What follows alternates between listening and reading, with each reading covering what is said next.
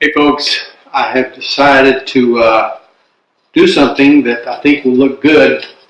Remember how I was talking about that spalted wood? That, it gets that way from being slightly rotted or whatever, but it provides a very nice decorative component. I've got 3 pieces of off-cut spalted wood, and here's another piece of off-cut spalted wood on this piece right here. But what I'm planning on doing is gluing these 3 pieces together like this, edgewise, and making a panel of spalted wood to go on the top of the box. And what I'm going to do is I'm going to make the top out of a laminate between these 3 pieces of spalted wood laminated to this 1/4" MDF like this, and I'll plane it down. It'll make this spalted wood a little bit thinner, but it'll be like a plywood. And with the plywood, you don't have to worry about expansion or contraction of the joint because it'll be held together by something that doesn't expand and contract. The reason plywood doesn't do it is because you've got one grain going this way, and another grain going this way, and then underneath that way, and so forth. And so since the grains are running diagonally to each other, there's no expansion and contraction of plywood, so it works better that way. So what we're going to do, MDF is the same way. MDF is just a bunch of wood fibers that are glued together, and so they don't have expansion and contraction like normal wood as well. So, and by the way, when wood expands and contracts, it expands and contracts in this direction, in the width of the board, not in the length. As you may know about wood, they're made up of a bunch of straws. You can think of them as straws, very tiny little straws. And those straws run the length of the tree, and that's how sap and water go up the tree, and so forth. And so the reason they expand and contract is because the straws get expanded and contracted, but the length of the straw doesn't change. And so that's why you don't have to worry about expansion and contraction in the length, only in the width. And when you glue 2 pieces of wood together in a fashion that is laminated like this, where you've got one grain direction going one way, or 2 ways in this case, and then one grain direction going that way, it really locks them in, and that you don't get that expansion and contraction. So that's why I'm using the MDF. The MDF will go on the bottom, and it'll get a flocked, I'm going to have a flocked top and bottom to the box so that it won't scratch up things inside the box. But that's what I'm going to do right now, is cut the MDF and then glue these panels to it like that. So, see you in just a minute.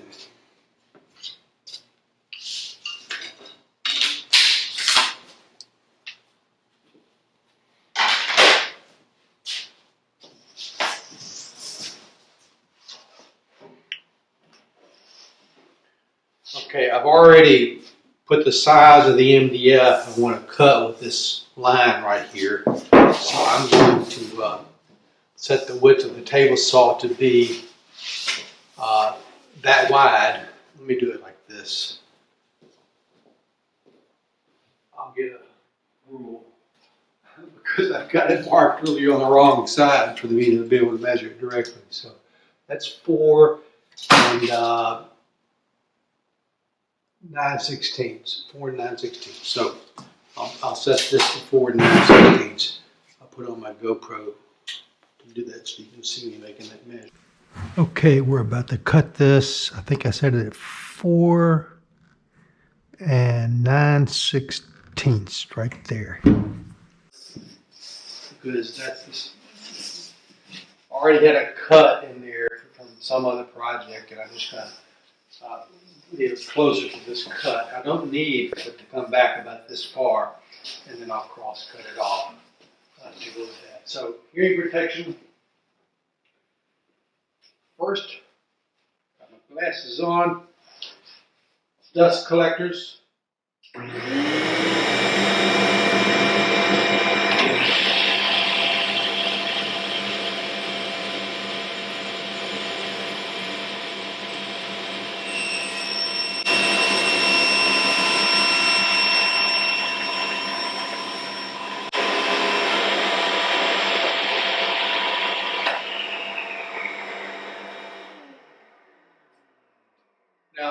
notice something I did that makes it safer. I didn't want to pull that wood back while it's still in the saw blade, because you can still get it bound like that and it'll kick back or do whatever.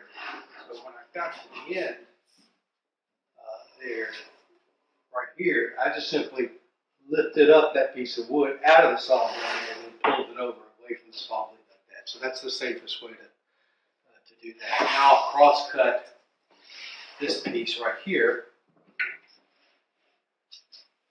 Move my lamp.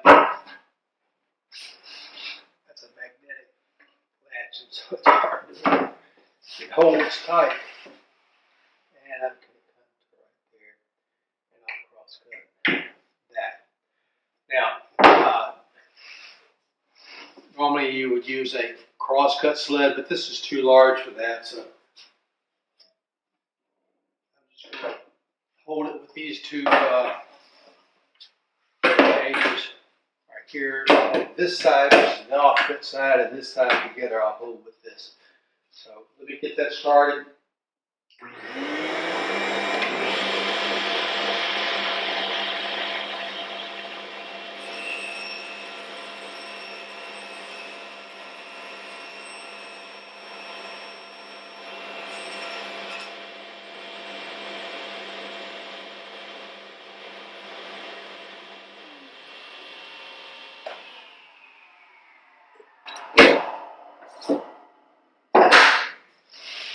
Now, the reason I didn't have to worry about lifting it up is I really didn't have the leverage to do that. But this piece was being held by this block on both sides of the cut, so it was going to stay together regardless, as long as I held that down tight. So this is now what I'm going to be using to glue up wood, and this piece of wood can go back in the lumber stack to be used again later. Put it over here. I can remember to put it up. I keep most of my large pieces of lumber out in the garage against this wall. I've got racks and I stack plywood up and so forth. I'll show you some tricks that I use in that one of these days on a video to be able to sort through plywood. And make it easy to get one piece out of the middle and so forth. So this is cut and ready to glue up. Let me find my spalted pieces. And they will fit on here about like this. See, this part's not spalted, so I'm going to keep the spalted pieces there. And we'll notice that the box is not going to need that much width right there, but I do need that much width for the purpose of gluing up. So let me think through this. Now I'm going to glue these first together and then glue the whole thing to here. I think I'm going to just start by gluing one at a time to the MDF, and we'll go like that. Let me get a piece of plastic that I use for this purpose. Protecting this table saw bed. I'm going to roll the blade down. Right now the blade's out of the way. So this now becomes a table to work off of. And this plastic pad, I've got two of them, both of them rolled on this wooden dowel right here. I'll use that to put it back up later. But now this pad will go right here in it. Let me turn it over and see if this is the shiny side. I want the shiny side up like that because that's the easiest to get the glue off of there with. And it feels a bit dusty, so I'm going to, that's just water.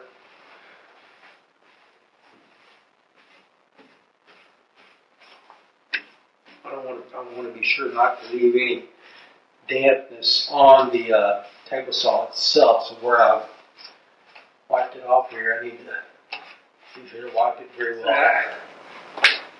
You fold it over like this, and then get a dry paper towel.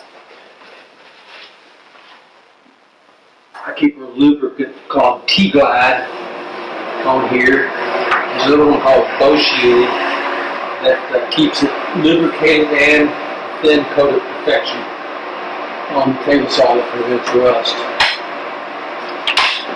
Okay, so you need to get glue and a spreader.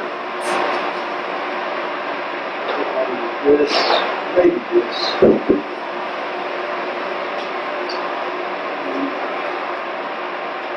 This one will do.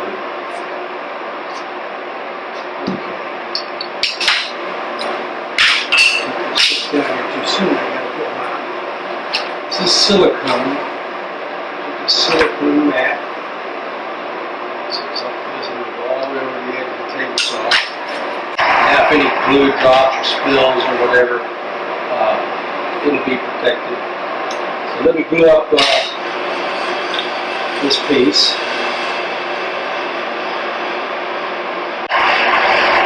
This MDF is rather absorbent.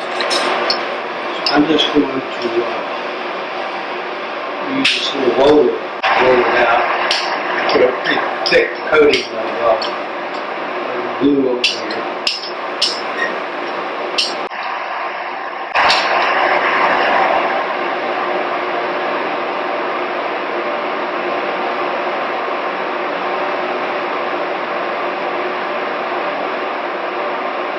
Okay. This is going to have to be the end piece because I'm going to cut off this part that's not spalted. So this is the next piece that goes in. I'm going to stick a layer of glue on here.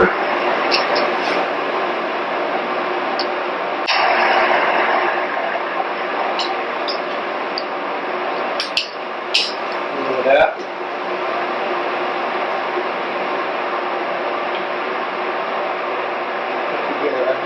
I think I need some glue on the edge just to make sure those two pieces are glued together well. So that's on there.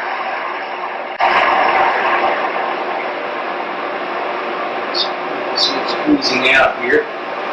We'll let it squeeze out and dry like that. And so now, this is the side that I need to glue.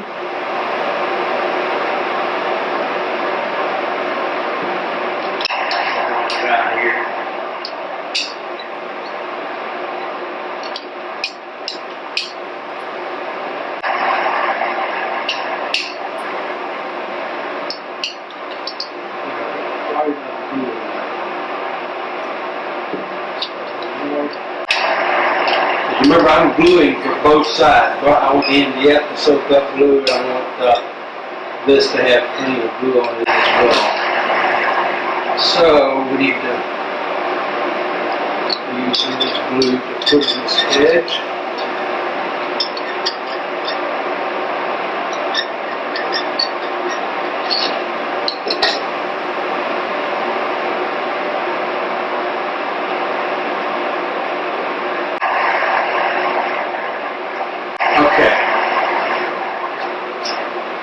I really need to weight this down. I notice that one piece is a little bit thicker than the others, but I think what I'm going to do is use my body weight until it tacks up. Just trying to, you see it's still moving along that piece of wood, so when you see the, look here at the end, watch this. Keep moving, that's because the glue is acts like a lubricant, and once it stops moving, you know you've got it tacky enough to where you don't really need to clamp it anymore. So I'm just going to press it down and hold it down. This glue will set up, it will tack without any problem of movement anymore after 6 minutes. So we're not going to wait for 6 minutes, but I think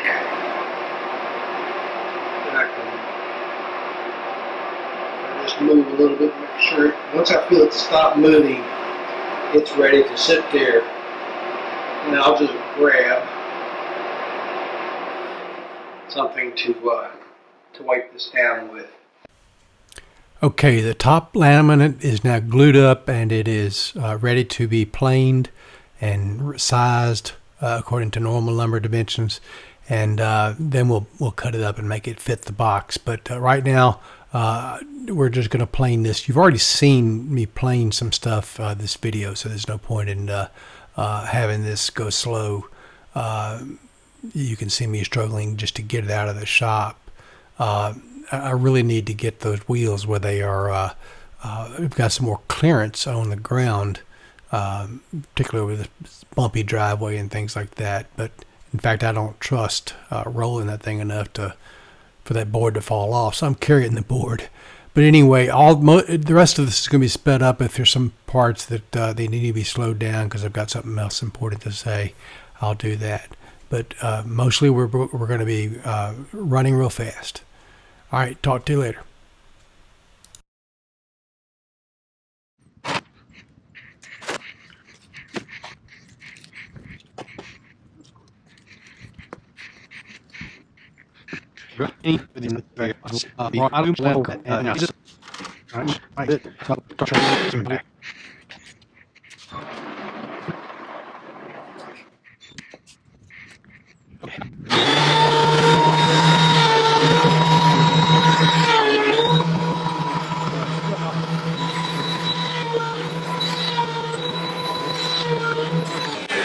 And I better bring this back inside before I continue with this, because it looks like it's going to rain at some point.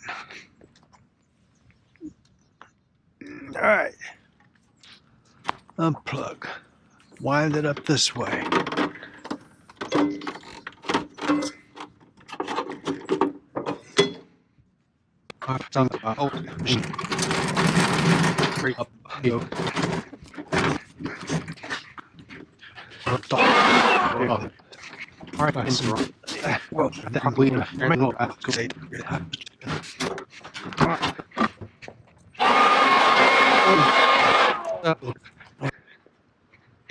I think I could have done that on the planer, the jointer rather, inside.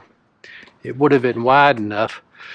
The problem is the jointer doesn't get the thickness exactly right. It'll get it smooth and flat on one side, and it'll get it squared, but it won't deal with the thickness. And I need the thickness to be pretty much right on the money, or at least equal all the way across, not have one side thicker than the other or whatever.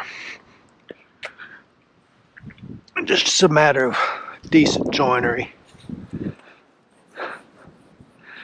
What I'm doing is I'm pulling this out about from here to here. That's about 6 feet, and then I'm pushing it out longer, but maybe 10 feet per leap.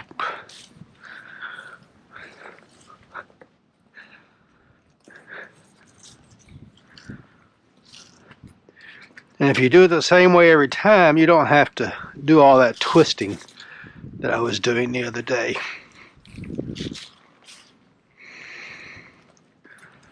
Because it had gotten out of balance. And now, see, these two are lining up just right.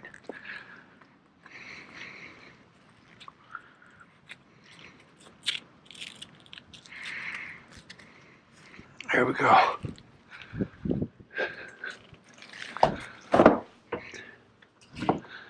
That'll stay right there. There's the board. Couldn't remember where I laid it. Okay, I'm gonna have to find a piece of walnut someplace. I don't see any up there. There's some I can see. Some darker wood here. Darker oak, actually. This is zebra wood. That's, what's that pink color? Pinoak or something like that. Here's some walnut. Yep, walnut. I'll use this as the contrasting splines. And it's just ripping off a piece of 3/32 of an inch, so it won't waste too much wood.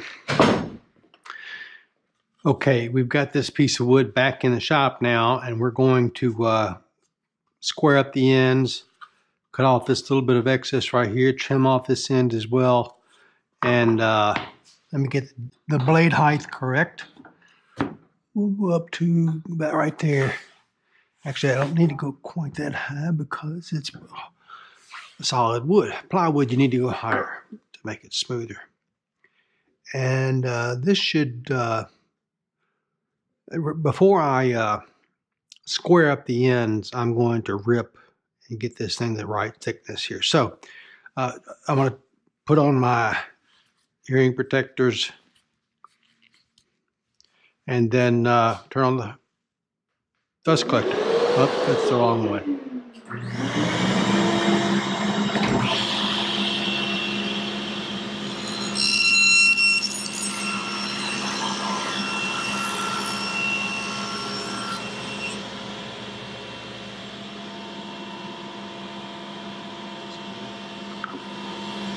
Pump it over 30 seconds to an inch.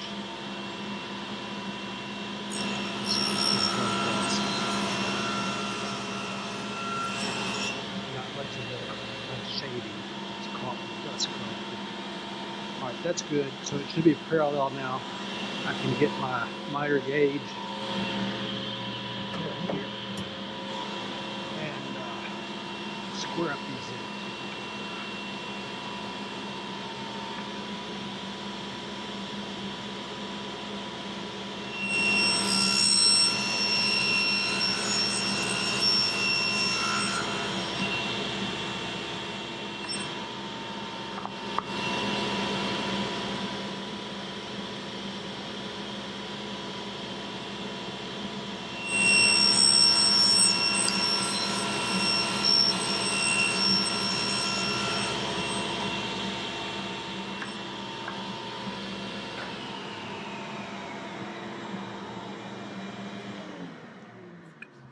Now we've just got a square piece that that can be used on this top, and I can cut it up from there, and we'll just go with it. By the way, I see a little bit of a gap right there in the glue joint. That's because we didn't clamp it. This side's tight all the way except for right here, but regardless, it is the same thickness, and that's going to be hidden when it goes down below the side wall. Pretend this is the side wall of the box. Actually, this is the side wall of the lid. This is going to go down and cover up that and have that much exposure as a reveal on there. So it should cover up that just barely, and at least that's the way I'll work it with that. Okay, next step. Make the box. Hey folks, thank you for watching the next episode in this series for making a Christmas box. We laminated the spalted oak top for the box and got that cut and planed down. So be sure to like and subscribe. Both those things help us. And if you want to be notified when we publish a new video, click that bell button. All three of those things are important to us as YouTubers, and it helps us out gain new people all the time with that. So thanks for doing that. Take care.